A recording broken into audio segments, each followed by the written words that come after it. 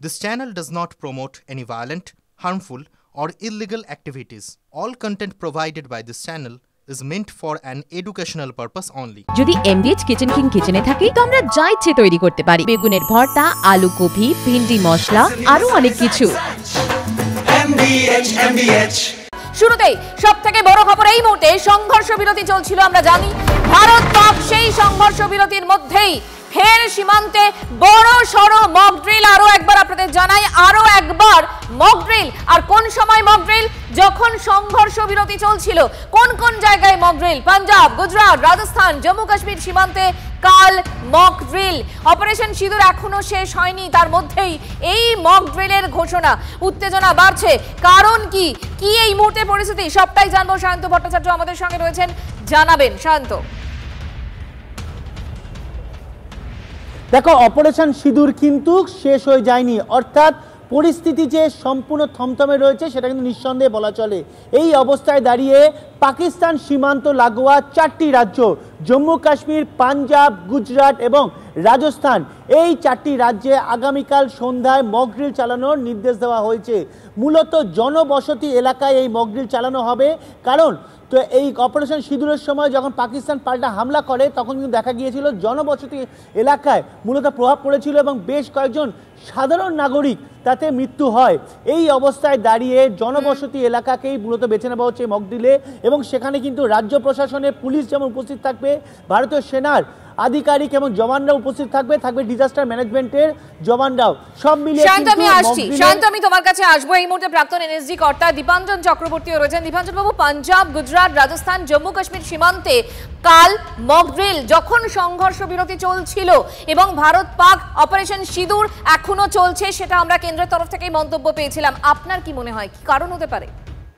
না, এই মক ড্রিলটা নিশ্চিতভাবে একটা রুটিন পদ্ধতি, প্রক্রিয়া। কারণ জেনারেলি মক ড্রিল গুলো এই জন্য করা হয় যাতে অ্যাকচুয়াল সিচুয়েশনের সময় প্যানিক না হয়, প্যানিক কন্ট্রোল করা যায়, এমার্জেন্সি প্রসিডিওর গুলো ঠিকঠাক ভাবে কাজ করছে কিনা সেটা দেখা হয়, এবং যে কন্টিনজেন্সি প্ল্যানের সিচুয়েশন যদি আসে তাহলে সেটা কিরকম ভাবে প্রশাসন, মানুষ তারা কিরকম ভাবে রিয়াক্ট করবে। কারণ সাধারণ সিভিলিয়ানস তার মধ্যে ইনভলভ, তারা they are not trained, they are not mentally prepare. সে মেন্টাল প্রিপারেশনের জন্য এটা করা, এটা রুটিন। এবং ভারত পাকিস্তানে এই মুহূর্তে যে সিচুয়েশনটা রয়েছে সে পরিস্থিতি বিচার করে এটা অত্যন্ত উপযুক্ত এবং যথোচিত পদক্ষেপ। ধন্যবাদ আপনাকে।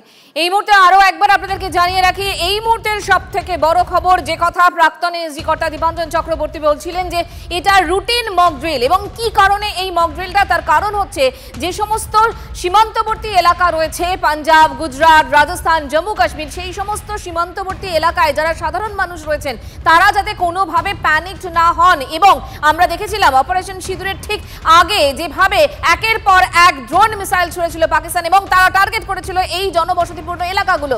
সেই কারণেই এই mock drill, routine mock drill আগামীকাল হবে বলেই জানা যাচ্ছে।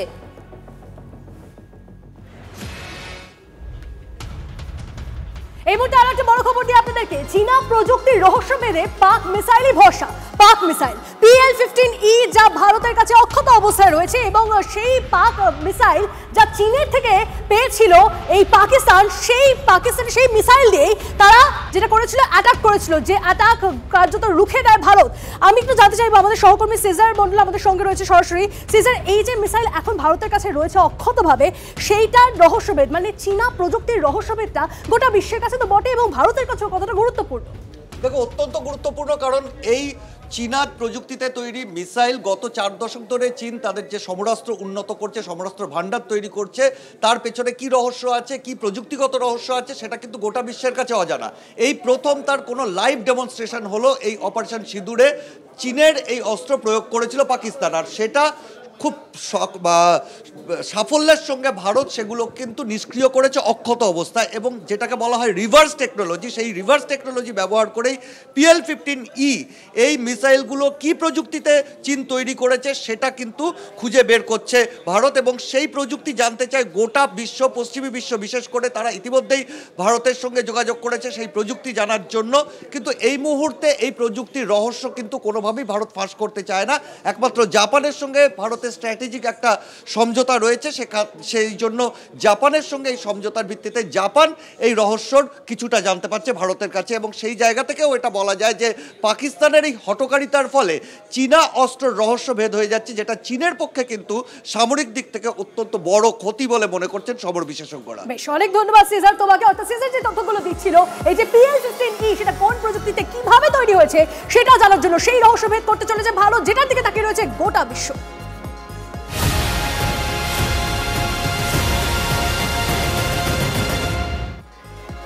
এই মুহূর্তে চায়ের দোকান থেকে পাড়ার রোয়াব, সেখানে একটাই আলোচনা হচ্ছে দুর্যোগ নিয়ে। বাংলার দুয়ারে দুর্যোগ, বৃষ্টি, এই বিষয়গুলো নিয়ে আলোচনা চলছে। সেরকম একটা সময় আপনাদের আপডেট দিই। বঙ্গোপসাগরে গভীর নিম্নচাপের আশঙ্কা কিন্তু রয়েছে, শক্তি বাড়াচ্ছে ওড়িশা লাগোয়া সাগরের সেই নিম্নচাপ। আমরা কিন্তু দফায় দফায় বৃষ্টি দেখতে পাচ্ছি এবং বৃষ্টি যে বাড়বে সেই পূর্বাভাসও আগে থেকেই রয়েছে। আজ তারই জেরে ভারী বৃষ্টির সতর্কতা রয়েছে এবং দক্ষিণবঙ্গের 4 জেলায় ভারী বৃষ্টির পূর্বাভাস রয়েছে। কাল রাজ্যের 12টা জেলায় অতি ভারী বৃষ্টির কমলা সতর্কতা রয়েছে এবং উইকেন্ডের দিকে উত্তরবঙ্গে বৃষ্টি বাড়ার একটা পূর্বাভাসও রয়েছে। কমলা সতর্কতা জারি কলকাতাতেও।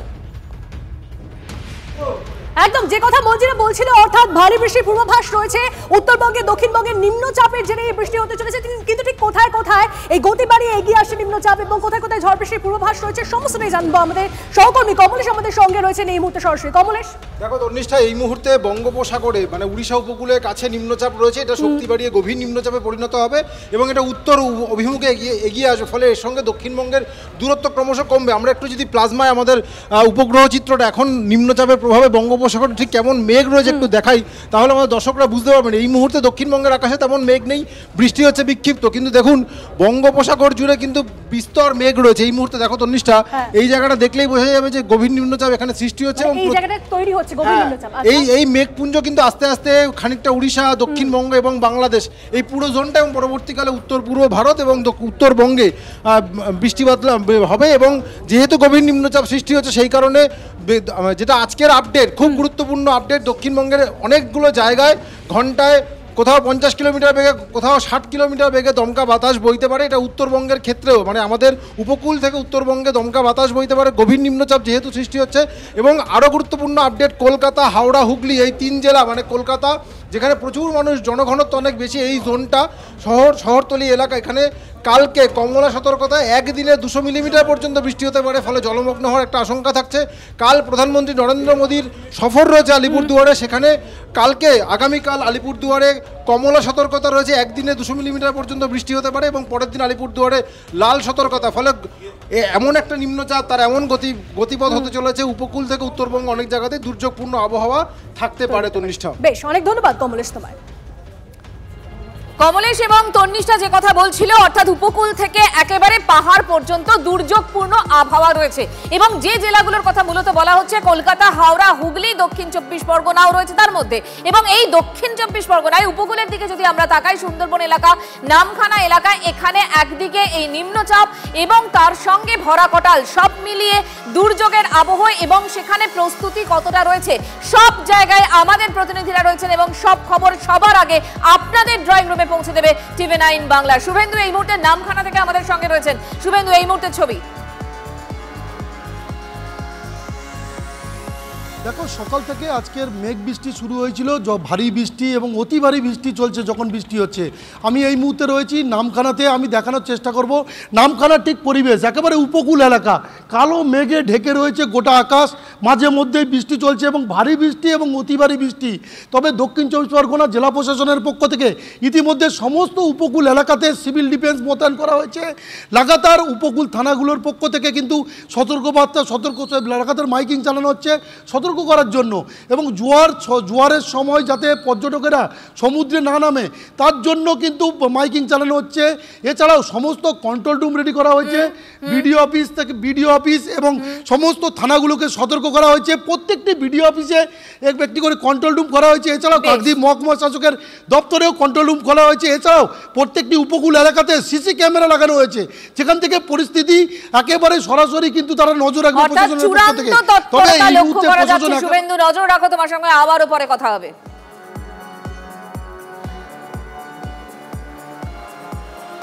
আরো একবার আপনাদেরকে ছবি দেখাচ্ছি এই মুহূর্তে ত্রস্ত সুন্দরবন এলাকা, শিয়রে দুর্যোগ যে কথা শুভেন্দুও জানাচ্ছিল, এবং নিম্নচাপের দোষর হচ্ছে ভরা কটাল, এবং সেখানে এইভাবে জলস্ফীতি এবং যেরকমটা কিছুক্ষণ আগে কমলেশও জানাচ্ছিল যে 50 থেকে 60 কিলোমিটার বেগে দমকা হাওয়া বইতে পারে। সব মিলিয়ে দুর্যোগপূর্ণ এই আবহাওয়ার পরিস্থিতি মোকাবিলার জন্য প্রশাসন সর্বতোভাবে প্রস্তুত হয়ে রয়েছে। পাথর প্রতিমার ছবিটা আপনারা দেখছিলেন, এবার চলুন আপনাদেরকে দীঘায় নিয়ে যাই, দীঘার ছবিটা দেখাই কতটা প্রস্তুত রয়েছে দীঘা, সেই সমস্ত ছবিও দেখবো। ওখানেও কি কন্ট্রোল রুম খোলা হয়েছে, কিভাবে প্রস্তুতি নেওয়া হচ্ছে প্রশাসনের তরফ থেকে সমস্তটা জানবো। আমাদের প্রতিনিধি কনিষ্ক আমাদের সঙ্গে রয়েছেন সরাসরি। কনিষ্ক, প্রচুর পর্যটক এই মুহূর্তে রয়েছেন, সেক্ষেত্রে দাঁড়িয়ে এরকম একটা ঝড় বৃষ্টির পূর্বাভাস রয়েছে, কতটা প্রস্তুত দীঘা?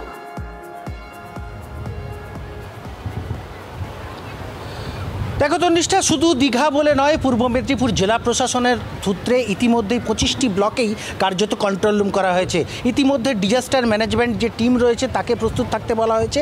তার পাশাপাশি দীঘা, শঙ্করপুর উন্নয়ন পর্ষদ এবং রামনগর এক পঞ্চায়েত সমিতির পক্ষ থেকে বিভিন্ন যে আয়লা সেন্টারগুলো রয়েছে সেগুলো কিন্তু প্রস্তুত রাখা হয়েছে, এবং পর্যাপ্ত পানীয় জল থেকে শুরু করে প্রত্যেকটি বিষয় পুঙ্খানুপুঙ্খ প্রশাসন কিন্তু প্রস্তুত। কিন্তু প্রকৃতি বা ছবি কিন্তু আলাদা কথা বলে। দুর্যোগের আবহ থাকলেও, আকাশে পেঁজামেঘ থাকলেও, সেই যেন কিছুটা শরতের আকাশের মধ্যেও যে সাদা সাদা পেঁজামেঘ যেমন ভেসে বেড়ায়, ঠিক তেমনই দেখা যাচ্ছে। দেখতে পাওয়া যাচ্ছে এই মুহূর্তে ছবিটা দেখাতে যদি বলো। আমি ছবিটা দেখানোর চেষ্টা করব যে পর্যটকরা যেভাবে এই মুহূর্তে কিন্তু ভাটা চলছে, এবং ভাটাতে এই দুর্যোগপূর্ণ আবহাওয়ার প্রশাসনের যে সতর্কতা, সেই সতর্কতা বা বারবার দফায় দফায় যে মাইকিং, সেইটা যখন কাটলো, যখনই ভাটা পড়লো, তখন কিন্তু কার্যত পর্যটকরা সমুদ্রে আছড়ে পড়লেন। তুমি দেখতেই পাচ্ছ যে ছবি, যে প্রশাসন বা লুনিয়ার প্রস্তুত, তারা কিন্তু ইতিমধ্যেই প্রস্তুত রয়েছেন, এবং সেই প্রস্তুতির মধ্যেও কোথাও না কোথাও দেখা যাচ্ছে যে দীঘা এসেছেন কিন্তু সমুদ্র স্নান করবেন না, এটা কিন্তু হতে পারে না। এবং তুমি যখন তোমার সঙ্গে কথা বলছি তার কিছুক্ষণ আগেই দেখা গেল একটু গভীর সমুদ্রে স্নান করতে নেমে এক পর্যটক তলিয়ে যাওয়ার চেষ্টা হচ্ছিল, যে তাকে ইতিমধ্যে লুনিয়াদের তৎপরতায় তাকে উদ্ধার করা হয়েছে, এবং তাকে উদ্ধার করে দীঘা হাসপাতালে পাঠানো হয়েছে। আমরা ছবি দেখতে পাচ্ছি। অনেক ধন্যবাদ আপাতত কনিষ্ক তোমায়। দীঘার ছবিটা আপনাদেরকে দেখালাম, এবার চলুন একটু কুলতলির দিকেও নজর রাখা যাক, কারণ সুন্দরবন, কুলতলি এই সমস্ত এলাকাতেও আমরা দেখি ঝড় বৃষ্টির প্রভাবটা বিশালভাবে পড়ে। তার আগে আপনাদেরকে মাইকিং এর ছবিটা দেখাবো। দিকে দিকে চলছে মাইকিং, দফায় দফায় মাইকিং করা হচ্ছে, সতর্ক করা হচ্ছে প্রশাসনের তরফ থেকে। এই মুহূর্তে ছবিটা দেখাচ্ছি, দুর্যোগের আশঙ্কায় চলছে মাইকিং। পর্যটকদের জানানো যাইতেছে যে আপনারা নিরাপদ স্থানে চলে যান, এবং যারা স্থানীয় ব্যবসায়ীবৃন্দরা আছেন আপনারা নিরাপদ স্থানে পৌঁছে যান। কুলতলির দিকে নজর রাখা যাক। কুলতলি থেকে আমাদের প্রতিনিধি আমাদের সঙ্গে রয়েছেন, অভিজ্ঞান রয়েছেন সরাসরি। অভিজ্ঞানের থেকে জানতে চাইবো, অভিজ্ঞান, আমরা দীঘায় দেখছি, আমরা বিভিন্ন জায়গায় উপকূলবর্তী এলাকায় দেখছি যে প্রস্তুত রয়েছে প্রশাসন এবং মাইকিংও চলছে কোথাও কোথাও। কুলতলির ছবিটা কি এই মুহূর্তে দাঁড়িয়ে? তোমাকে জানিয়ে রাখবো যে বিশেষ করে সুন্দরবনের যা পরিস্থিতি, তার মধ্যে অবশ্যই কুলতলি, সেখানে বলা যায় যে একদিকে রোদ বৃষ্টির খেলা চলছে সকাল থেকে গোটা সুন্দরবন জুড়ে। আমাদের প্রতিনিধি অভিজ্ঞান আমাদের সঙ্গে রয়েছেন একেবারে গ্রাউন্ড জিরো থেকে। টিভি9 বাংলার সমস্ত রিপোর্টাররা রয়েছেন গ্রাউন্ড জিরো থেকে, বাস্তব ছবিটা তুলে ধরছেন, এবং প্রাক দুর্যোগকালে ঠিক কি পরিস্থিতি রয়েছে দিকে দিকে উপকূলবর্তী এলাকাগুলোতে, বিশেষ করে সেই সমস্ত ছবি এই মুহূর্তে আপনাদের সামনে।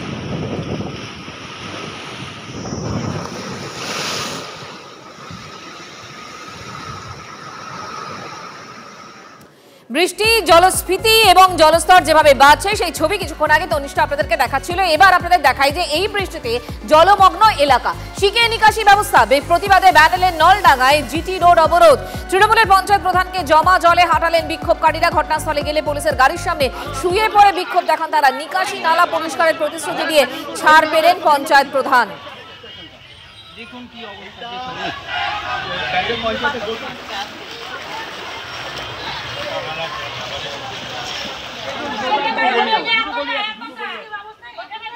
আমরা কি করব বলুন, আমাদের ঘরে ঘরে জল ঢুকে গেছে, যা অবস্থায় আমরা বেরোতে পারছি না।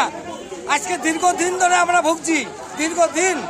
পুলিশের গাড়ির সামনে কেন শুনে কি করবো বলুন, প্রশাসন কথা শুনে আমরা প্রশাসনকে আমরা জানাতে চাই যে আমার অবিলম্বে আমরা এটা সুরাহ করে দিক।